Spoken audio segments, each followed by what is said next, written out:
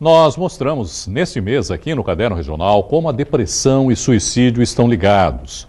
As causas da doença podem ser genéticas e biológicas, mas estudos apontam que a questão social também pode interferir em todo esse processo.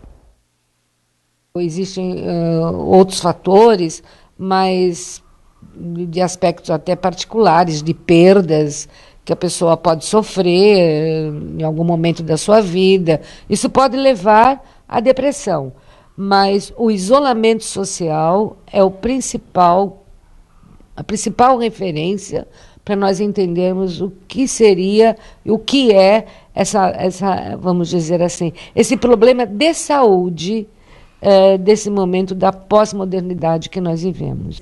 A análise é de Edna Gobetti, especialista em antropologia cultural e social.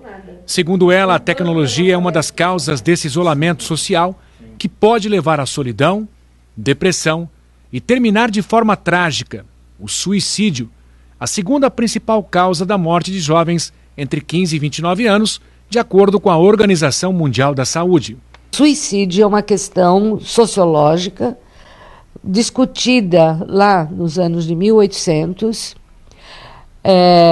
através da análise do suicídio, foi que a sociologia se firmou como ciência, através dos seus métodos. Então, o suicídio é tido como um fato social.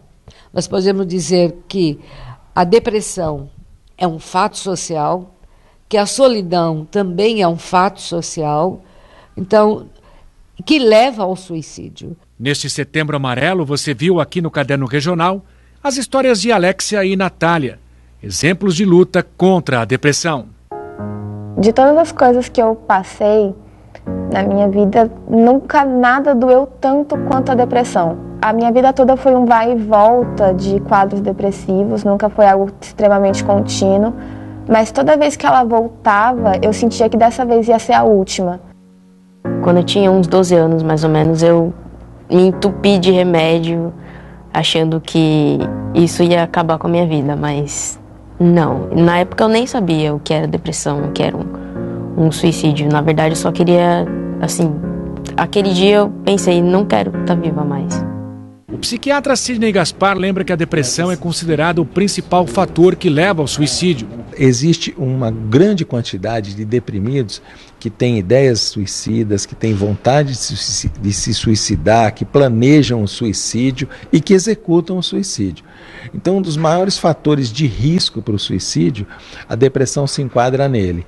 É um risco muito grande e que merece a nossa atenção, nosso cuidado. O especialista ressalta que é preciso ficar atento a certos sinais de comportamento, além dos sintomas comuns da doença, como tristeza profunda, angústia, baixa autoestima e sentimento de culpa. O apoio de familiares é fundamental. O ideal é que a gente procure ajuda, leve a um psiquiatra, para que faça uma avaliação e veja qual a conduta adequada para se tomar em relação a essa pessoa. E em São Vicente, a mãe de um menino com paralisia cerebral pede ajuda para comprar uma cadeira de rodas para o filho. Hoje eu estou aqui em São Vicente, no Parque Bitaru. A gente veio conversar com a dona Edília, que é mãe do Wesley, que tem 11 anos. O Wesley tem paralisia cerebral e a dona Edília está precisando de ajuda. Dona Edília, primeiro eu queria que a senhora dissesse quais são as necessidades do Wesley. Ele toma remédios, tem fralda, tem várias despesas, né? Ele tem bronquite asmática, então ele usa uma bombinha. Então, ao todo, por mês, só com essa material de higiene, remédio, dá uns R$500 mais ou menos. É um dinheiro difícil de arranjar, né, dona? É, bem difícil. E fora a cadeira também, que a cadeira dele é antiga, tem 4 anos, então ela está com algumas partes quebradas e devido à cirurgia que ele fez, ele precisa de uma cadeira nova, adaptada, personalizada, de acordo com a necessidade dele no momento agora. Essa daí já não está dando mais? Não está dando mais. Dona Edília, quanto custa uma cadeira nova para o Wesley? Vixe, é bem carinho, R$6.500. Não é qualquer dinheiro, né? Assim. É bem salgadinho o valor. Dona Edília, a senhora tem como comprar essa cadeira hoje? Não. Por isso que eu estou pedindo ajuda. Quem puder me ajudar, porque é difícil. R$6.500 para a senhora é muito, mas para muita gente pode ser pouco, né? Ainda mais se todo mundo der um pouquinho. Dona Edília, quem quiser ajudar, como é que faz? Então, eu tenho o número da conta, né? Eu tenho no Banco Itaú, a agência 8431, a conta corrente é 06405-7. Aí no meu nome mesmo, Edília de Oliveira, que eu sou a mãe dele. Tá certo, Dona Edília. Olha, a gente vai pedir a ajuda de você que está assistindo a gente, se sensibilizou. A gente sabe que qualquer ajuda é bem-vinda e o Wesley precisa muito mesmo dessa cadeira. O número da conta aí da Dona Edília vai ficar disponível no Santa Portal, caso você queira ajudar nessa causa. Fabiano Roma para Santa Cecília TV. Quarta-feira de tempo nublado em Santos e região. Confira agora a previsão do tempo.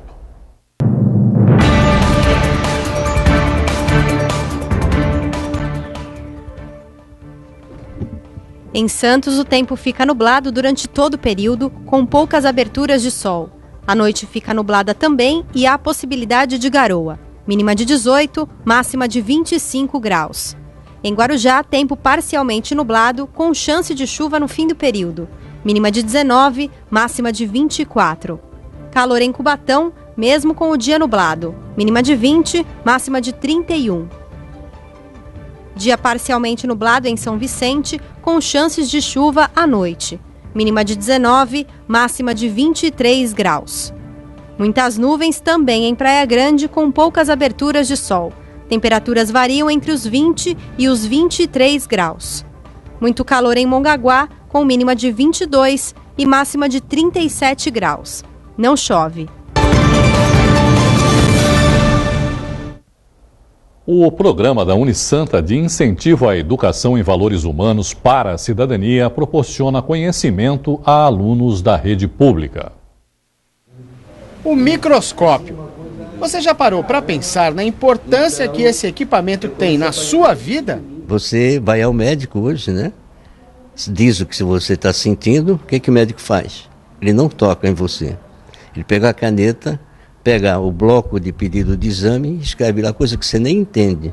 Você vai para o laboratório, análises clínicas, e traz o teu resultado de exame. Quando o médico olha e diz assim, agora eu sei o que você tem, toma isso aqui. Se não tivesse microscópio, não dava para fazer isso. Não dava. Você não teria conhecimento de bactéria, de tudo que afeta a nossa saúde. Seu Toninho, como é conhecido, é técnico em microscopia e também é o dono desse acervo, que tem verdadeiras raridades, como esse microscópio do século XVIII, que ainda conserva uma lâmina com uma pulga, que sem exagero, é de antigamente, tão antiga quanto o aparelho.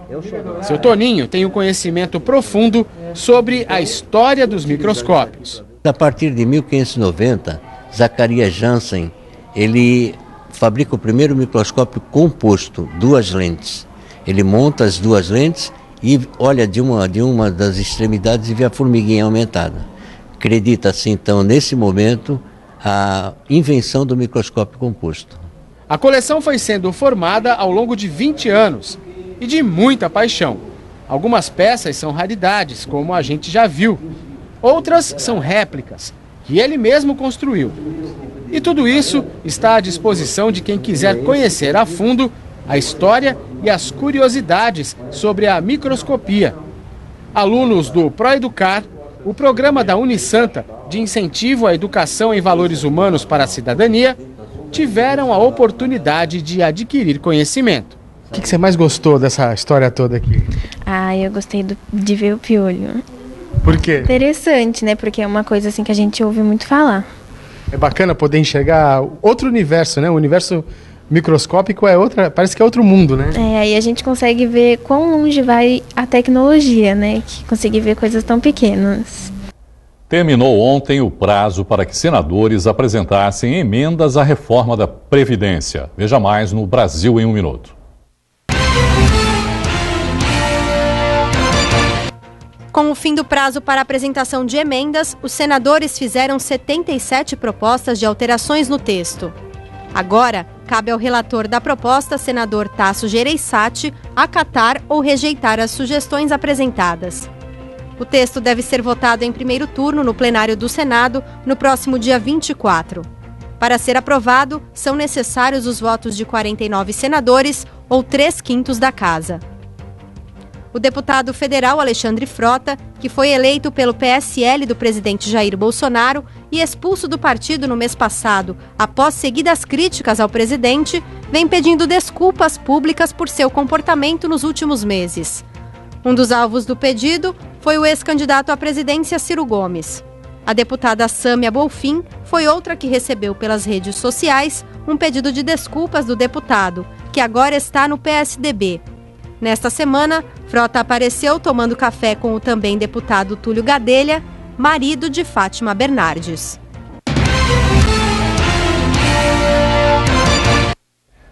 Quarta-feira é dia de análise com o cientista político, professor universitário Iberê Cirna. Professor, boa noite, obrigado mais uma vez por estar aqui com a gente. Professor, o PSL, o partido do presidente, vem sofrendo aí com fogo amigo cada vez com mais frequência.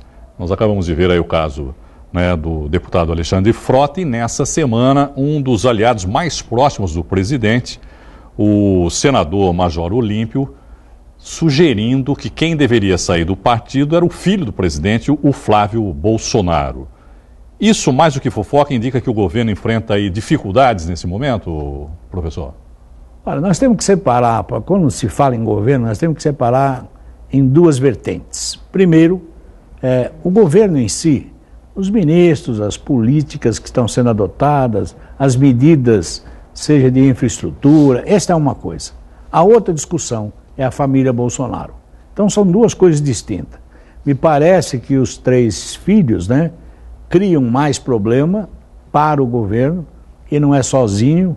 Então, esse discurso que levou o Bolsonaro à presidência da República, ele se esgota com o tempo. É o que está acontecendo com o Frota, o que está acontecendo com o Major Olímpio. Está começando a se ver que foi um discurso para aquele momento chegar ao poder.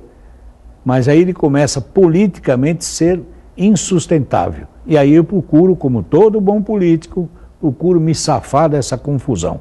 Então, analise o governo de um jeito. Primeiro, as medidas administrativas que o governo está tomando. Outra, a briga política da família Bolsonaro e do governo em acordar mais, acalentar mais sonhos de quem foi no discurso deles. A indicação do Eduardo Bolsonaro como embaixador parece que também ficou um pouco deixado de lado, pelo menos então, momentaneamente, né? Isso, é uma outra, então vou pôr, não vou pôr, melhor não, é a briga do Bolsonaro. Ninguém está discutindo como é que ficou a relação com os Estados Unidos, qual é o embaixador, qual é o chanceler, quem é que está lá? Nós não sabemos.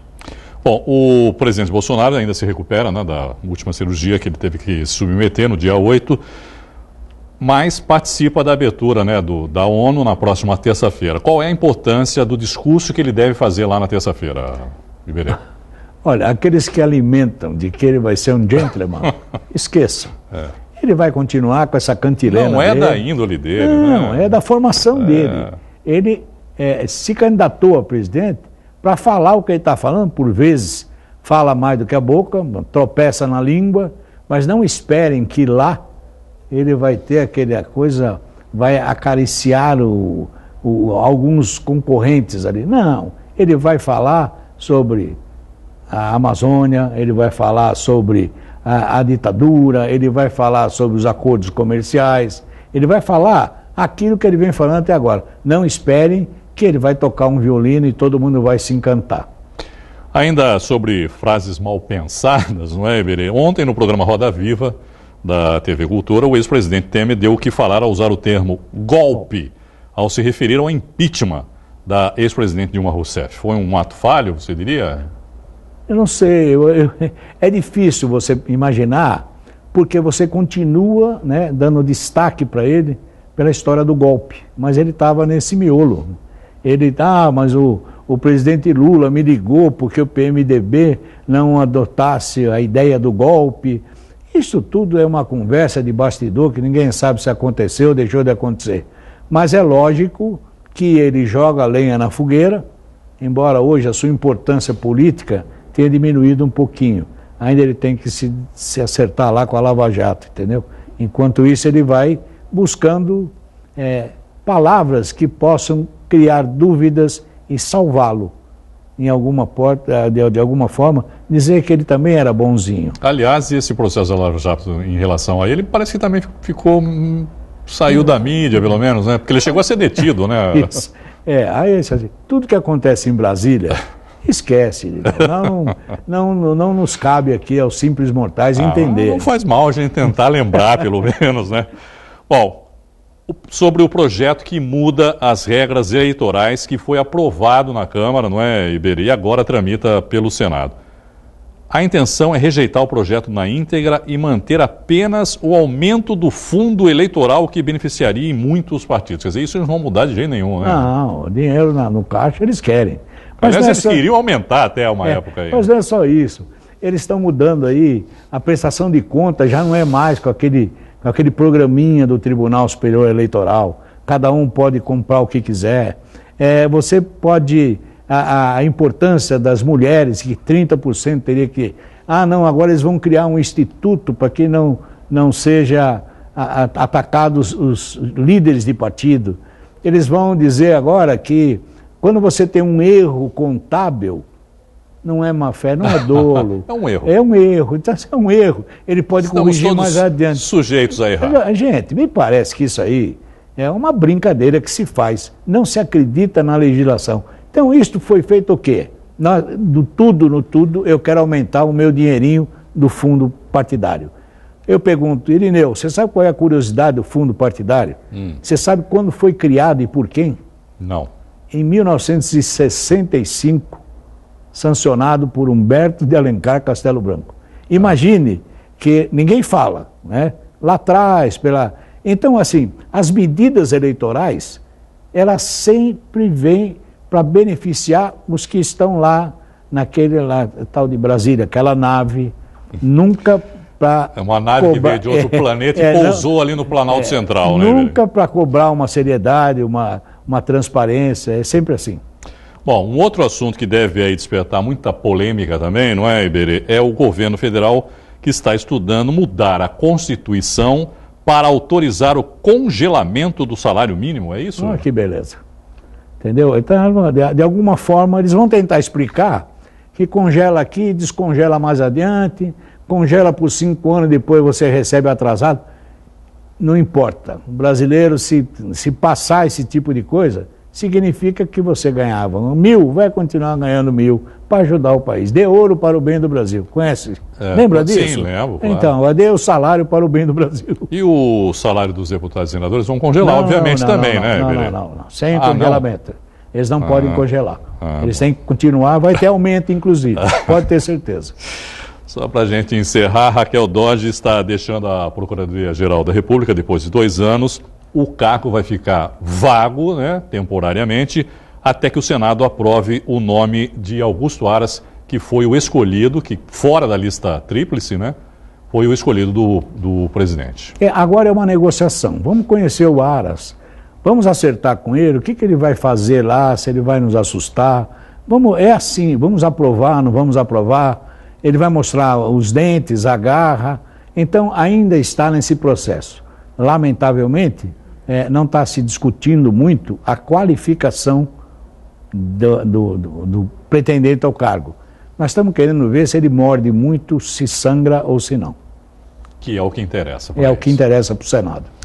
Professor Iberê Sena, obrigado mais uma vez pela participação e uma boa noite. Boa noite. No próximo dia 6 acontecem as eleições legislativas em Portugal. Hoje, o ministro dos Negócios Estrangeiros do país europeu esteve em um clube da cidade para convocar a comunidade local a participar do pleito.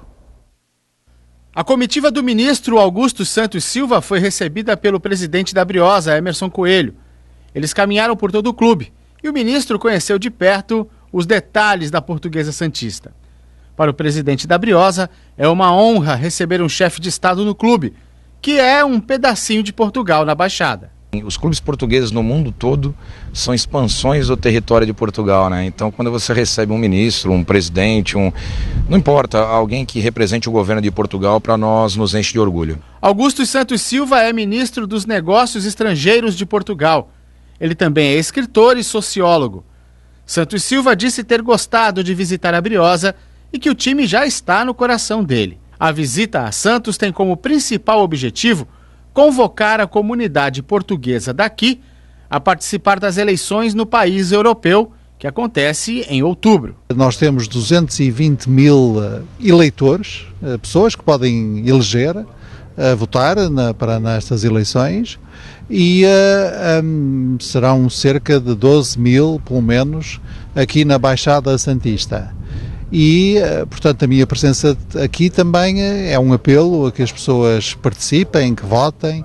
É a coisa mais fácil, as pessoas recebem o boletim de voto pelo correio, preenchem o boletim, votam em quem entenderem, põem uma fotocópia do seu cartão de cidadão, devolvem e o voto conta, não tem que pagar selos, nem portos de correio, portanto está muito simplificado e quanto mais gente participar, mais força terão as comunidades portuguesas também em Portugal. Além da Portuguesa Santista, o ministro também visitou o Centro Cultural Português e a Beneficência Portuguesa. Uma visita rápida, pois nesta quarta-feira ele viaja para Luanda, em Angola, onde visita a comunidade portuguesa daquele país. A União Imperial, atual campeã do Carnaval Santista, escolheu no fim de semana o samba enredo para o ano que vem.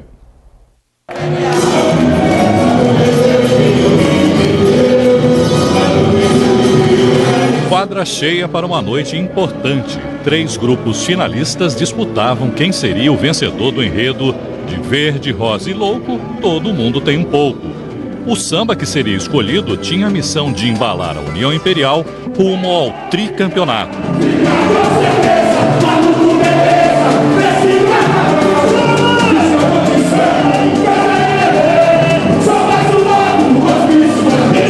Mais uma vez, deu Lelo Garoto, ganhador em 2018. Agora é só alegria, é campeão, pô! A Verde Rosa do Marapé, que já carrega 10 títulos ao longo da história, vem forte para a avenida, mas com os pés no chão. A comunidade está empolgada com os 2 campeonatos, mas sabe que o Carnaval de Santos não é fácil, entendeu? Ganhar o Carnaval não é fácil, então para ganhar o Carnaval tem que trabalhar e muito, e isso a gente já está fazendo. Um trabalho dentro de barracão, de alegorias, fantasias, harmonia, muito sério.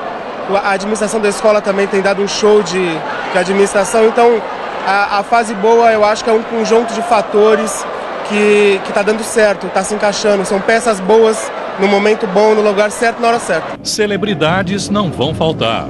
A Sheila Carvalho continua como madrinha, né? O Marcos Frota também vem com a gente.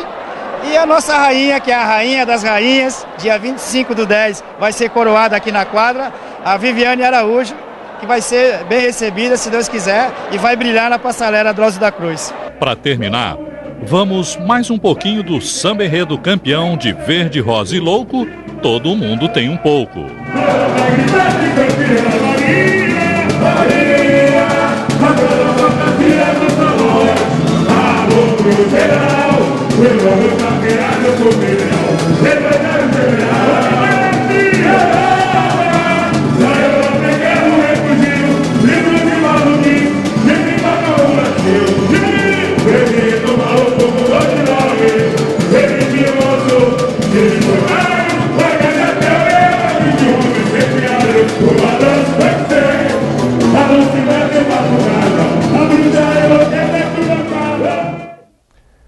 A edição de hoje termina aqui. Uma boa noite a todos e até amanhã.